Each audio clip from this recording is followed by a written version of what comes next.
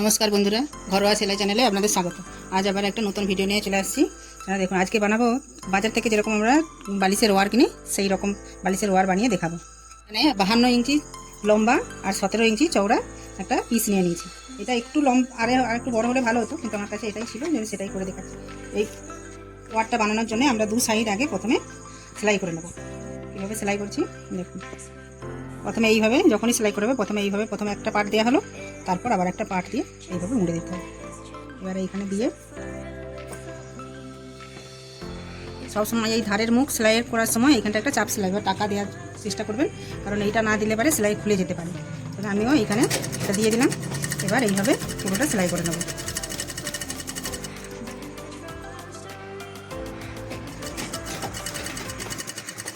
এইভাবে পুরোটা সেলাই করে নিচ্ছি এবং এই ধারেও আমি একটা চাপ সেলাই দিয়ে দেবো। এটা ডবল সেলাই দিলে ভালো হয়, আপনারা পারেন ডবল সেলাই দিয়ে দেবেন।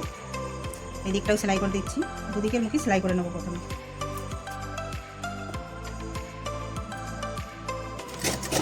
এটাও সেলাই করে নিচ্ছি।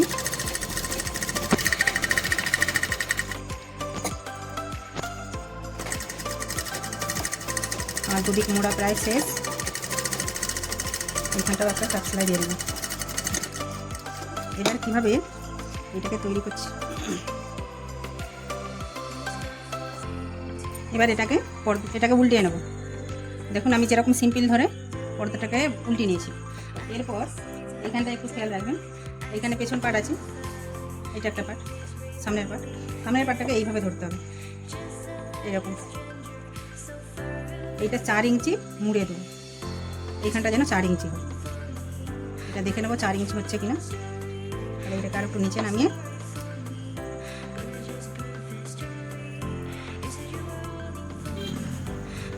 এইভাবে সেলাই করবো।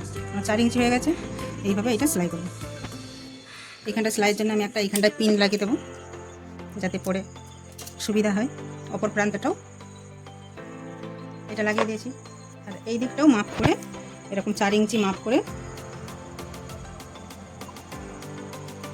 এইখানটাও 4 ইঞ্চি নিয়ে নিয়েছি। এবার এটাকেও এইভাবে সেলাই করে দেবো।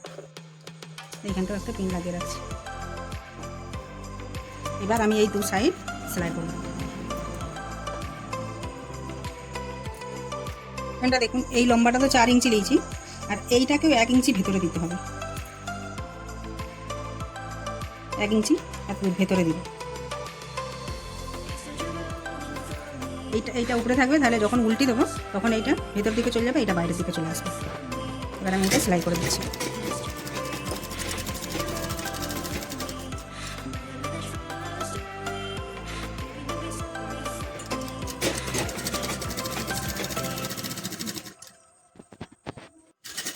আমার এক সাইড সেলাই হয়ে গেছে, এবার এই সাইডেও সেলাই করব।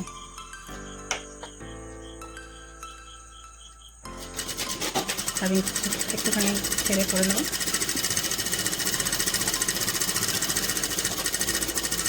একটা বাচ্চা জয়ের মধ্যে দিয়ে দিলাম চাপ সেলাই। এই সাইডটাও সেলাই করে নেব। এরকম সুতা পেটি থাকলে সুতাগুলো কেটে দিতে হবে, নাহলে মেশিনে জোড়াবে।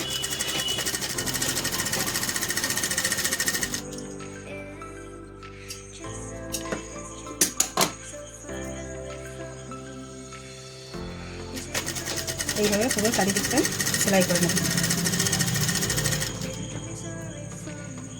পিনটা খুলে নেবো এবার সেলাই করার জন্য। এখানটাও 1 ইঞ্চি নিতে এবার এদিকে সেলাই করে নেব। এইটাকে একটু টেনে লাগাতে হবে, এটা যদি লুজ হয়ে যায় সেদিকে ফুলে উঠে যাবে। যেন এটাকে একটু টেনে এদিকে সেলাই করতে হবে।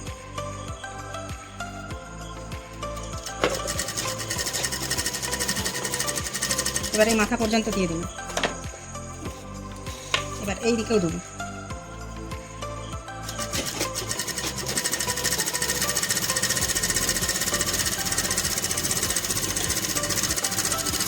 এইদিকে একটা সেলাই হয়ে গেল, চারদিকে একটা দিলাম। আবার একটু বালিশের ওয়ার লক্ষ্য করবেন, দোকান থেকে যেগুলো কিনা হয় সেগুলো আবার 1/2 ইঞ্চি ছেড়ে আবার একটা সেলাই থাকে, সেই জন্য 1/2 ইঞ্চি ছেড়ে আমি আবার একটা সেলাই দিয়ে দেবো।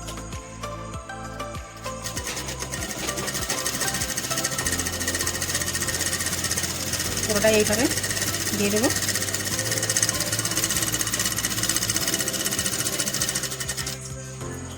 আমার ছিটটা কম ছিল বলে এইখানটায় চওড়াটা একটু কম হয়েছে।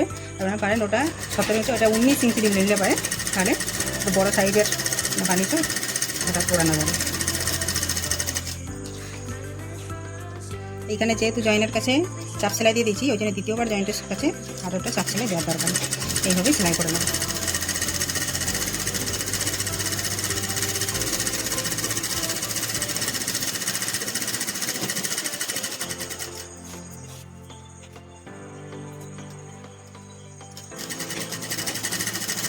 কত সহজেই তৈরি হয়ে গেল, সেলাই হয়ে গেছে। এবার আমি উল্টে সবার লাস্টে সুতা কাটার আগে এইভাবে একটা চাপ সেলাই দিতে হবে, নাহলে সুতা খুলে যাবে। আর সুতা কাটার সময় একটু ছেড়ে কাটতে হবে এইভাবে। এই যে পাক দেওয়া আছে এটা চট করে খুলবেন। যদি একদম গাঁঠ এসে কাটি তাহলে পরে পাকটা খুলে যায়, ওটা পুরোটা সুতা খুলে যাবে। এবার আমি এটাকে উল্টিয়ে নেব।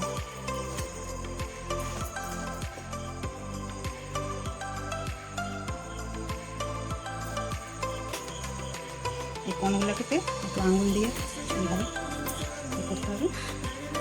স্ক্রু দিয়ে করলেও, স্ক্রুড্রাইভারটা ঢুকিয়ে করলেও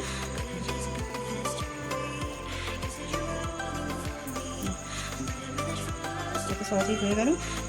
এবার আমি বালিশে পরিয়ে দেখাচ্ছি। দেখুন আমার তৈরি হয়ে গেছে, পরিয়ে দিয়েছি কেমন হয়েছে।